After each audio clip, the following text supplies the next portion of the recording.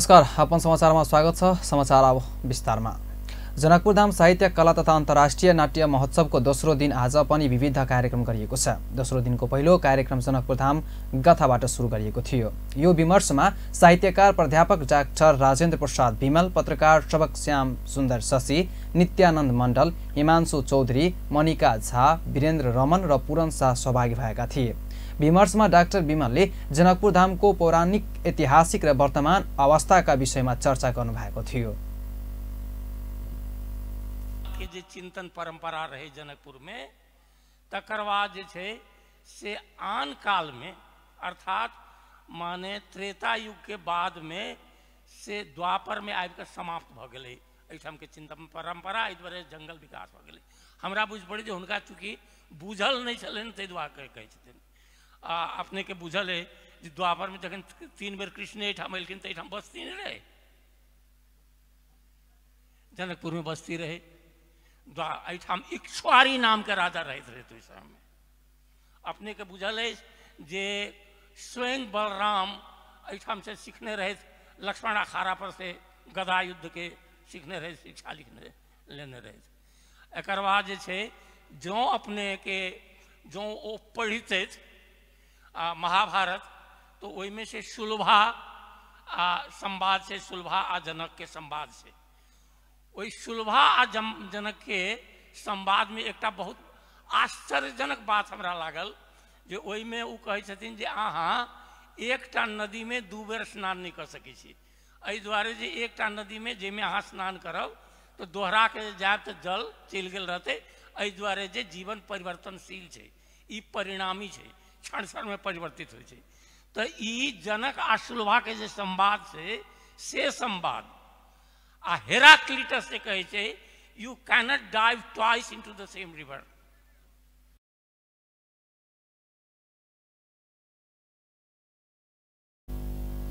विमर्शमा पत्रकारहरूले जनकपुरधामको निर्माणमा योगदान पुर्याएका विभिन्न क्षेत्रका व्यक्तिहरूका विषयमा कार्यपत्र प्रस्तुत गरेका थिए, जसमा सूर्यकिशोर दासको जनकपुरधाम आगमन विषयमा पत्रकार वीरेन्द्र नमनले कार्यपत्र प्रस्तुत गरेका थिए। त्यस्तै राम मन्दिरको आदि महन्त चतुर्भुज गिरीको विषयमा पत्रकार श्याम सुन्दर शशी र आधुनिक जनकपुरधामको परिकल्पना गर्न राम स्वरूप राम सागरको विषयमा पत्रकार हिमांशु चौधरीले कार्यपत्र प्रस्तुत गरेका थिए। त्यस्तै मकेश्वर प्रसाद सिंहको विषयमा पत्रकार मनिका झा र पत्रकारिता साहित्यको परिकल्पनाकार सुन्दर झा शास्त्रीको विषयमा नित्यानन्द मण्डलले कार्यपत्र प्रस्तुत गरेका थिए। त्यसपछिको सत्रमा नेपाली के नामक शीर्षकमा विमर्श भएको थियो। यो सत्रमा राजनीतिक कर्मी रामचन्द्र झा, जितेन्द्र सोनल, गोपाल किराती, लेखक तथा प्राध्यापक सञ्जीव उप्रेती र साहित्यकार धीरेन्द्र प्रेमी श्री सहभागी भएका थिए।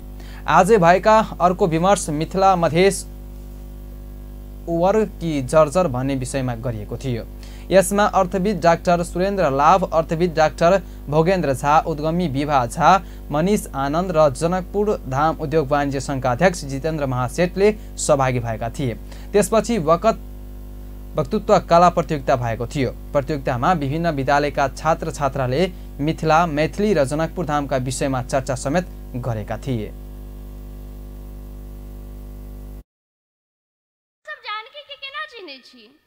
जानकी से संबंधित कोनो चर्चा या तो अत्याचारक कथा या मुख्यतः जनकपुर में राजनीतिक मुद्दा सबसे घेरल रहैत अछि। ई अत्याचार आ राजनीति के हल्ला में हुनक साहस, ताकत आ सहिष्णुता गाथा अपन दम तोड़ने जा रहल अछि। वास्तव में तो ओ एक अलौकिक पात्र छलीह, एक साहसी, आदर्शवादी आ संगे स्वतंत्रता के प्रतीक भेल नारी, जिनका जन्म अपन मिथिलाक पावन भूमि पर भेल रहनि। हुनक संपूर्ण जीवन एकटा प्रगतिशील कथा रहल अछि। हुनक जन्मक कथा में हुनका राजा जनकक एक अंगीकृत बेटी अर्थात एडॉप्टेड डॉटर के रूप में चित्रित कयल गेल अछि।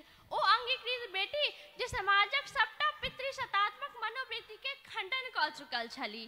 जँ सामान्य आदर्श से देखब तऽ पुत्र के आगामी पीढ़ी के वाहक मानल जाइत छै, मुदा कि जनकक पुत्र के रहन से किनको नहीं बुझल छनि आ केओ बुझय में रुचियो नहीं रखै छथिन। जनक नंदिनी ई नामे अपने आप में एकटा उद्घोष आ प्रगतिशीलता के दृष्टांत अछि। तहिना हुनक विवाह कथा से हो यह दर्शाबैया कि ओ कते सक्षम आ संगहि स्वतंत्र छलीह, जिनका में शिवक धनुष बायां हाथे उठेबाक क्षमता छलनि, अस्तु ओ राम के अपन दुल्हा चुनलनि, कियाकि ओहो हुनके जकाँ सक्षम छला जे शिवक धनुष उठेबा में सक्षम भेला। जो देखब त आधुनिक नारीवाद अपन पसंदक निर्धारण के बढ़ावा दैत अछि। हम माने छी कि जानकी हमर जीवन हमर निर्णय के सिद्धांत बहुत पहले सिद्ध क चुकल छली। ओ सदिखन अपन विचारक लेल लड़ैत छली, ओ त एक योद्धा छली। आसामी लोक रामायणक कथा एकटा प्रसंग अछि जतऽ राम कहै छथिन सीता अपन विवेकक निर्णय छोड़ि केकरो नहि सुनै छथिन आ किछु नहि सुनै छथिन। तहिना मिथक विद्वान देवदत्त पटनायक सेहो अपन एकटा अंतर्वार्ता में कहने छलाह जे सीता अपन जीवनक हरेक निर्णय स्वयं लेबऽ में सक्षम छली। हुनक जीवनक प्रमुख निर्णय पति संग वनवास जेबाक, लक्ष्मण रेखा पार करबाक, हनुमान संग लंका सने एबाक आ तहिना अग्नि परीक्षा देबाक।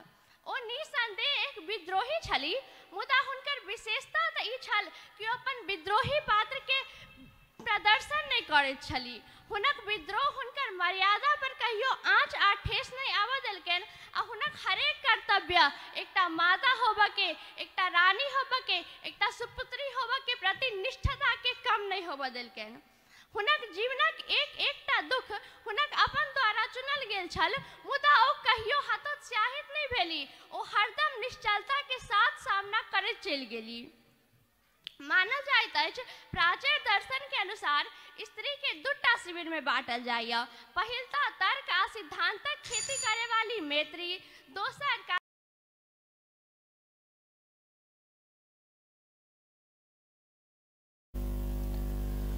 त्यसपछि भाषा एक नाम अनेक शीर्षकमा विमर्श भएको थियो। यो सत्रमा राजनीतिक कर्मी राम सरोज यादव, साहित्यकार पत्रकार तथा राजनीतिक कर्मी राम रिजन यादव, विष्णु कुमार मण्डल, शिव नारायण पण्डित, रमिला देवी शाह, पुष्पमित्र आ साहित्यकार धीरेन्द्र प्रेमर्षि सहभागी भएका थिए। त्यसपछि परवाह स्थित युवा नाट्य कला परिषदले बिर्जु बिल्चु आ बाबु नामक नाटक मञ्च गरेका थिए। अन्तिममा सांस्कृतिक कार्यक्रम गरिएको थियो। महोत्सव अन्तर्गत भोलि तेस्रो दिन पनि विविध कार्यक्रम गरिनेछ।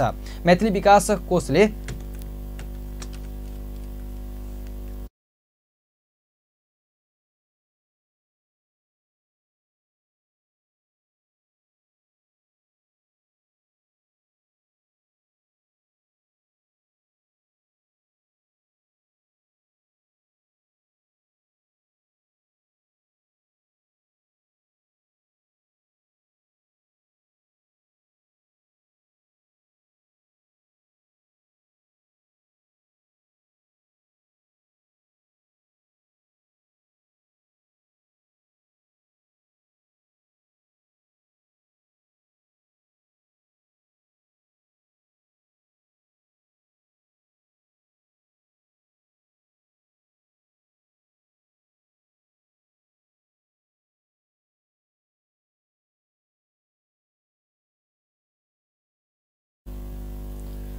महोत्सव अन्तर्गत भोलि तेस्रो दिन पनि विविध कार्यक्रम गर्नेछ। मैथिली विकास कोषले आयोजना गरेको यो महोत्सव माघ 22 गतेसम्म चल्नेछ। महोत्सवमा मैथिली भाषा, साहित्य, कला, संस्कृतिका साथै अन्य समसामयिक विषयमाथि विभिन्न विज्ञहरूको सहभागितामा विमर्श गरिँदैछ। त्यस्तै नेपाल र भारतका विभिन्न नाटक समूहद्वारा नाटकीय पनि मञ्च गरिँदैछ। नेपाली कांग्रेस संसदीय दलले आगामी संसद अधिवेशनभरि राजधानी नछोड्न सांसदहरूलाई निर्देशन दिएको छ। शुक्रबार बसेको कांग्रेस संसदीय दलको बैठकले आगामी संसद अधिवेशनभरि राजधानी काठमाडौँ नछोड्न सांसदहरूलाई निर्देशन दिएको हो। विगतमा संसदको बैठक तथा समिति बैठकहरूमा गणपूरक संख्या नपुगेर बैठक स्थगित गर्नुपर्ने अवस्था आएकाले यस अधिवेशनमा भने सांसदहरूलाई अनिवार्य उपस्थितिका लागि निर्णय गरिएको प्रमुख सचेतक रमेश लेखकले जानकारी दिनुभएको छ। उहाँले नेपाली कांग्रेसका सांसदहरू निरन्तर रूपले सभा र समितिहरूमा उपस्थिति हुनुपर्ने र प्रभावकारी ढङ्गले काम गर्नुपर्ने निर्णय भएको पनि बताउनुभयो। उहाँले संसदको अधिवेशन चलाइदा समेत नेपाली कांग्रेसका सांसदहरूलाई राजधानी नछोड्न निर्देशन दिएको पनि जानकारी दिनुभयो। सभा र समितिमा सम्बन्धित मन्त्रीको उपस्थिति अनिवार्य हुन्छ।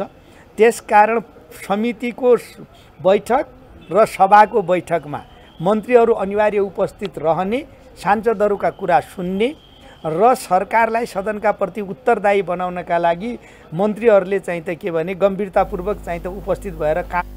बैठकले संसदीय दलको विधान अनुरूप दलको समितिमा संयोजक तोकेको छ, जसअनुसार अर्थ समितिमा रामनाथ अधिकारी, अन्तर्राष्ट्रिय सम्बन्ध र पर्यटक समितिमा डाक्टर नारायण खड्का, उद्योग तथा वाणिज्य र श्रम तथा उपभोक्ता सहित समितिमा रामा कोइराला पौडेल र कानुन न्याय तथा मानव अधिकार समितिमा नगिना यादवलाई संयोजकको जिम्मेवारी दिएको छ। त्यसैगरी कृषि सहकारी तथा प्राकृतिक स्रोत समितिमा कुसुम देवी थापा, महिला तथा सामाजिक मामिला समितिमा आशा अभिक, राज्य व्यवस्था तथा सुशासन समितिमा दिलेन्द्र प्रसाद भट्टु, पूर्वाधार विकास समितिमा दिनेश कुमार यादव, शिक्षा स्वास्थ्य तथा सूचना प्राविधि समितिमा लीला देवी बोखिम लिम्बू र सार्वजनिक लेखा समितिमा श्याम कुमार घिमिरेलाई संयोजक तोकिएको प्रमुख सचेतक लेखकले जानकारी दिनुभयो।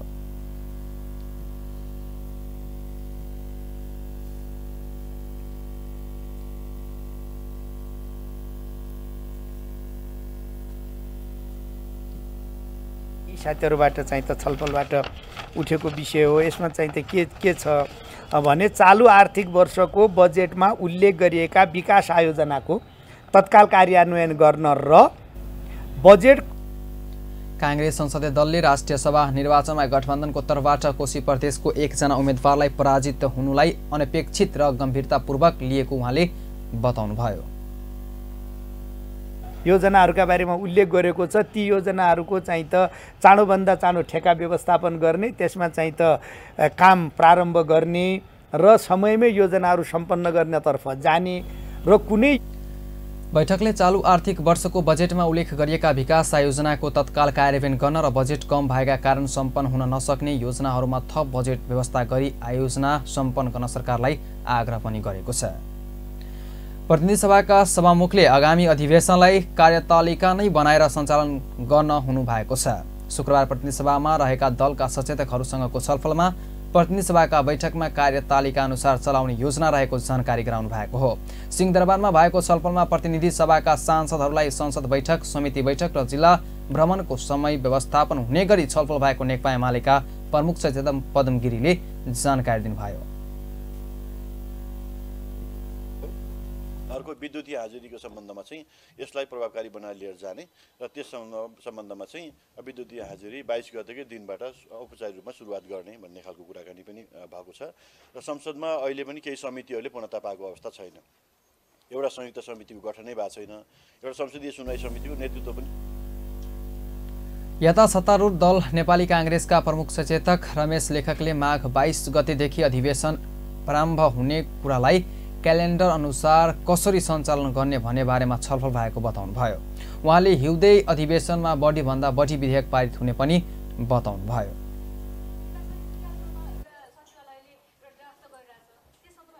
अरू काम गर्ने कुरामा पनि सहजता हुने भएको हुनाले यो संसदको प्रभावकारिताका लागि पनि राम्रो छ र मान्य सदस्यहरूको आफ्नो समयको व्यवस्थापनका लागि पनि यो उचित छ।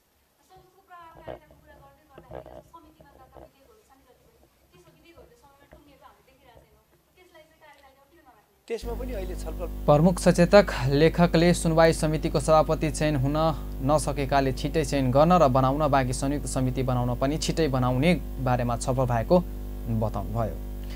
नेकपा एमालेका अध्यक्ष एवं पूर्व प्रधानमन्त्री केपी शर्मा ओलीले वर्तमान सरकार अलोकतान्त्रिक र भ्रष्ट भएको बताउनु भएको छ। शुक्रबार पार्टी केन्द्रीय कार्यालय च्यासलमा बैंक, बीमा तथा वित्तीय क्षेत्र कर्मचारी सङ्घ नेपालको महाधिवेशनलाई सम्बोधन गर्दै उहाँले यस्तो बताउनु भएको हो।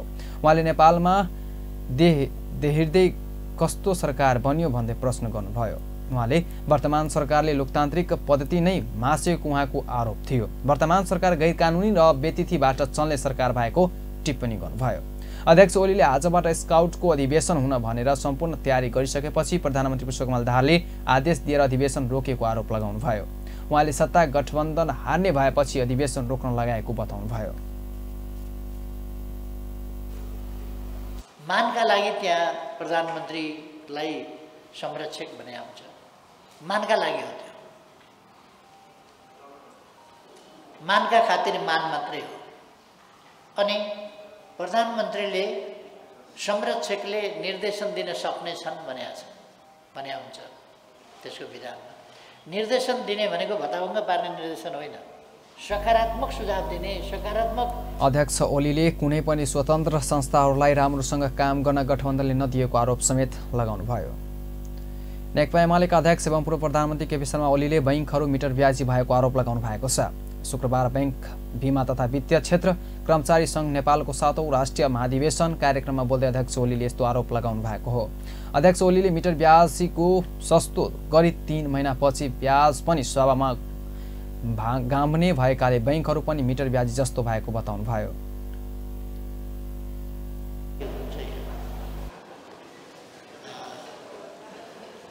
हामी मिटर ब्याजका विरुद्धमा उसबाट कता इटरी कि कहाँ आइपुगे भन्दै थिए। मिटर ब्याजीका विरुद्ध को पैदल यात्रा के छ भने आइपुगे भन्दै थिए। मेची किनारबाट हिँडेका विरोध प्रदर्शन गर्नेहरू मिटर ब्याजका विरुद्ध, ब्याङ्किङ सेक्टरको विरुद्ध यत्तिकै मान्छे धतङ्गाएर कुर्या छैन।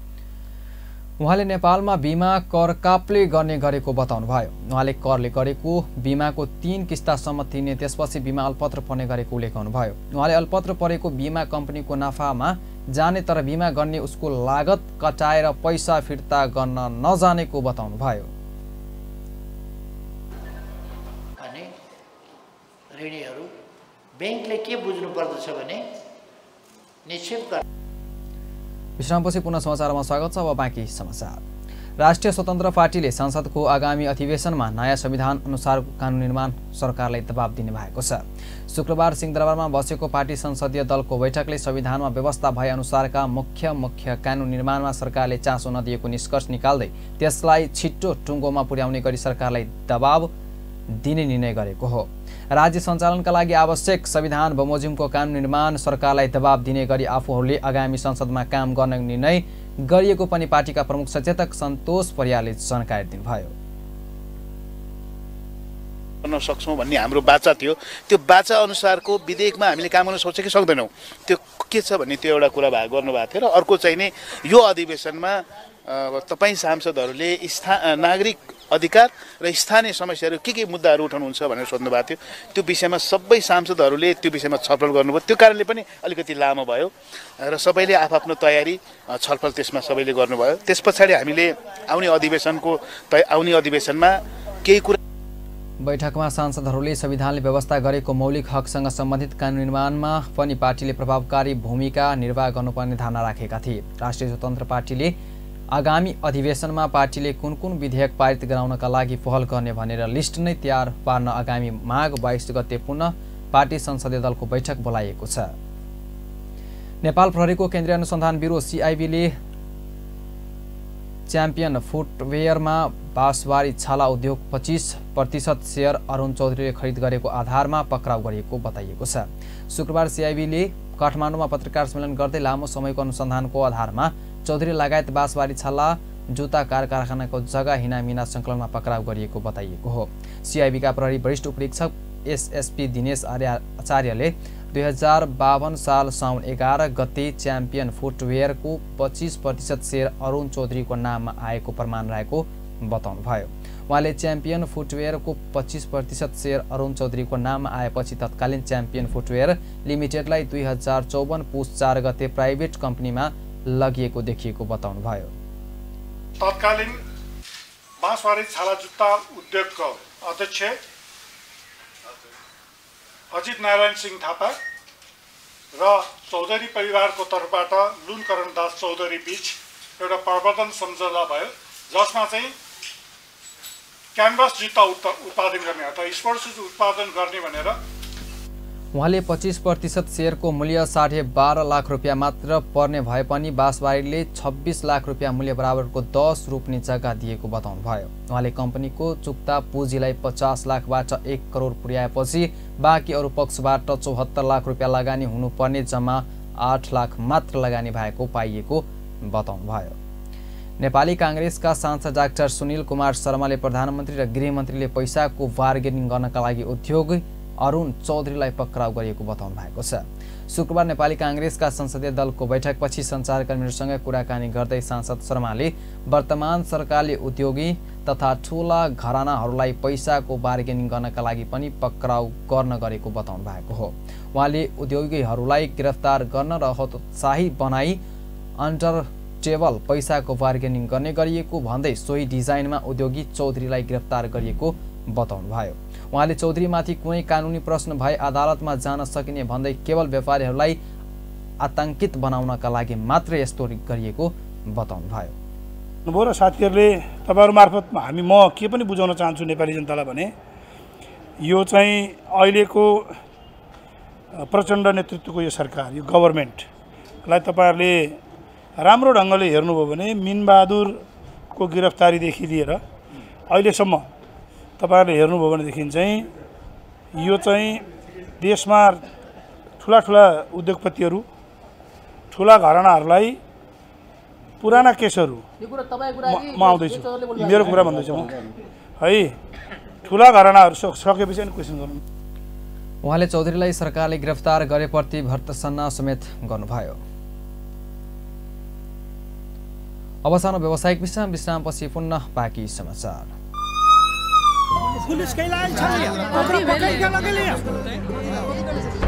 कतो भेले करते कोई आ भरते कोई की भेले पप्पा? मोहना के पुलिस पकड़ के ल गेलै या, कहै छलै या जे ओकरे मोबाइल प्रयोग भेल छै, जे अपन नाम के सिम दोसर साथी के देने छलै। एकरे कहै छै जे खेत खाए गदहा आ मार खाए जोलहा। हाँ पप्पा ठीके कह लिया, समय में सचेत हो जाए, नहीं अपन सिम दोसर के दी, नहीं दोसर के सिम प्रयोग करी।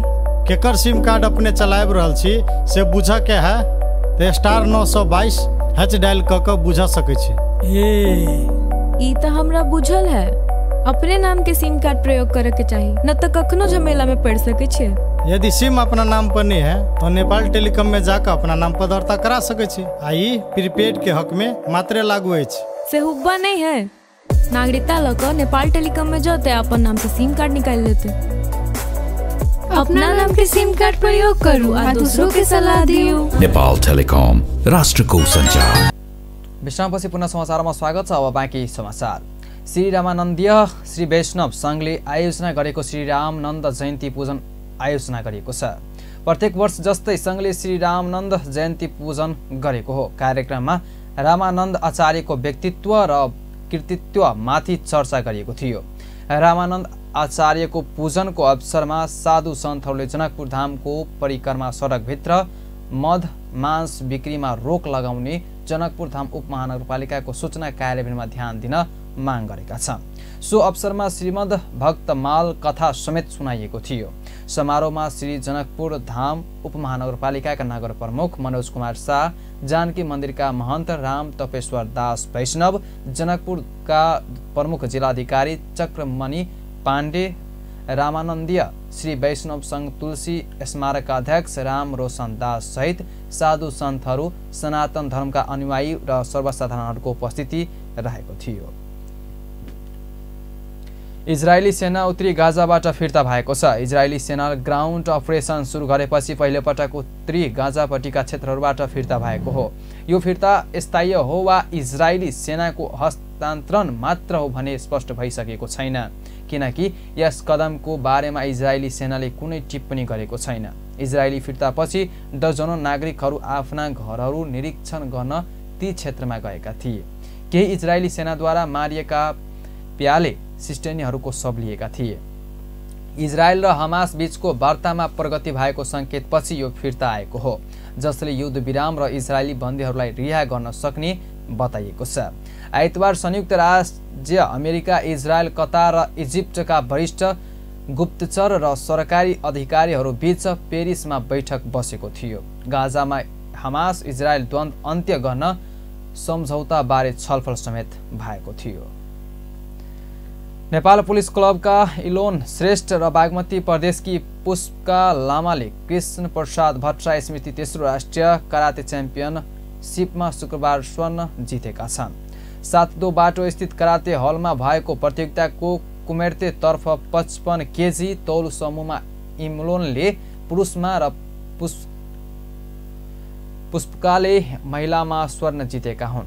इलोनले फाइनलमा मधेसका ऋतिक लामालाई हराएर यसै तौल समूहमा लुम्बिनी प्रदेशका राहुल चौधरी र नेपाल आर्मीका रमेश बुलेनले कांस्य पद जिते।